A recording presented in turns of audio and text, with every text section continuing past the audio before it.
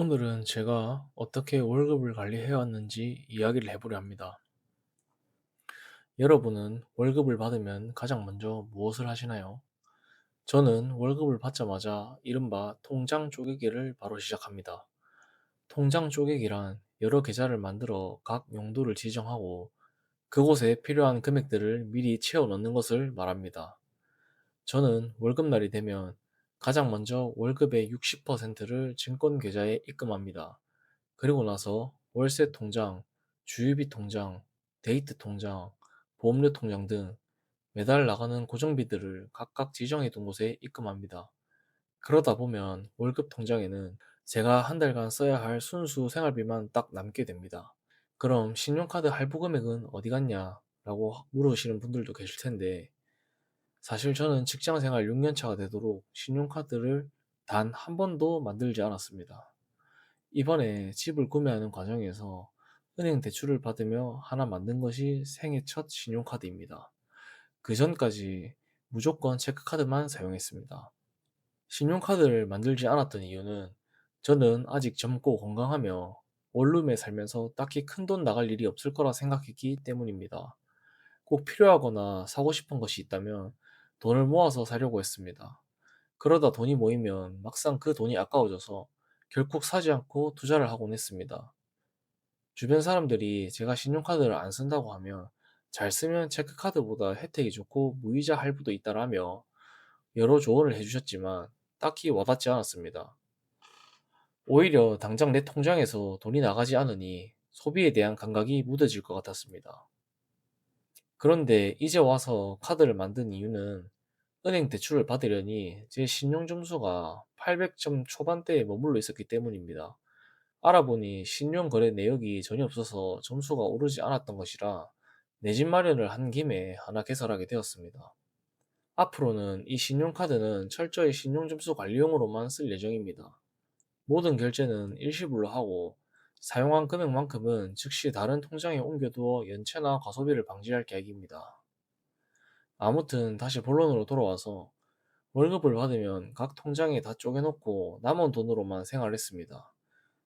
다 쓰고 남은 돈을 저축하거나 투자하는 것이 아니라 저축을 먼저 하고 남은 돈에 제 생활을 맞춘 것입니다.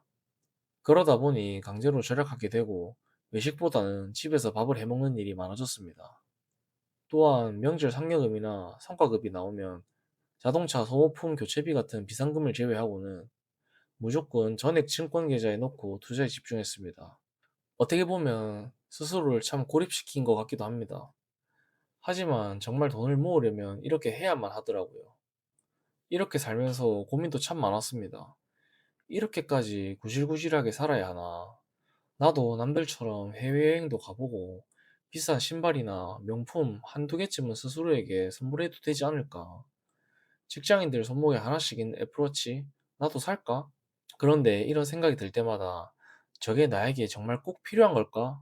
라고 되물었습니다.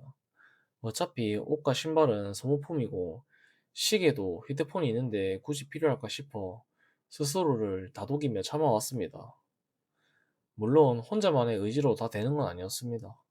부자들이 쓴 책, 부의 철학을 다룬 책이나 유튜브 영상 등 제가 접하는 모든 미디어를 돈, 투자, 부자 마인드로 바꾸어 놓았습니다. 거의 스스로를 세뇌하다시피 했던 것 같아요. 이런 생각과 행동 습관으로 자리를 잡으면서 진급하고 연봉이 올라도 생활비는 예전 수준을 유지했습니다. 늘어난 수입은 고스란히 투자금으로 쏟아부었습니다. 그래서 사실 제가 투자 수익으로 번 돈도 크지만 절약을 통해 모은 원금이 현재 제 자산에서 가장 큰 비중을 차지하고 있습니다. 입사 후 지금까지 정말 재미없게 산 것 같기도 합니다. 머릿속의 절반 이상은 어떻게 하면 아낄까? 어떻게 하면 더 모을까? 하는 생각뿐이었으니까요. 하지만 지금 돌이켜보면 제 선택이 정말 옳았다고 확신합니다. 통장에 금융자산 1억 원이 찍히는 순간 마음가짐 자체가 달라집니다. 삶에 여유가 생기고 돈을 모으고 불리는 데 있어 새로운 동기부여가 됩니다.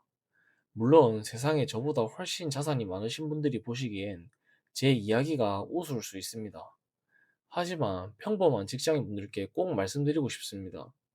여러분, 절약은 단기적인 고통일 뿐입니다. 하지만 이를 통해 얻게 될 미래의 부와 여유는 인생을 통째로 바꿀 수 있을 정도의 강력한 힘이 됩니다. 오늘부터라도 스스로 계획을 세워보세요. 월급을 받으면 계획한 대로 저축과 투자를 먼저 하고 남은 금액으로 생활하시기 바랍니다. 과정은 조금 쓸 수 있지만 그 열매는 너무나도 달콤합니다. 저는 여기서 만족하지 않고 더 큰 목표를 위해 계속 노력할 것입니다. 월급이 적다고 함부로 쓴다면 시간이 흘러 과거의 자신을 원망하게 될지도 모릅니다. 티끌 모아 티끌이라고 하지만 그 티끌도 제대로 모으다 보면 결국 태산이 됩니다. 오늘 영상도 시청해주셔서 감사합니다.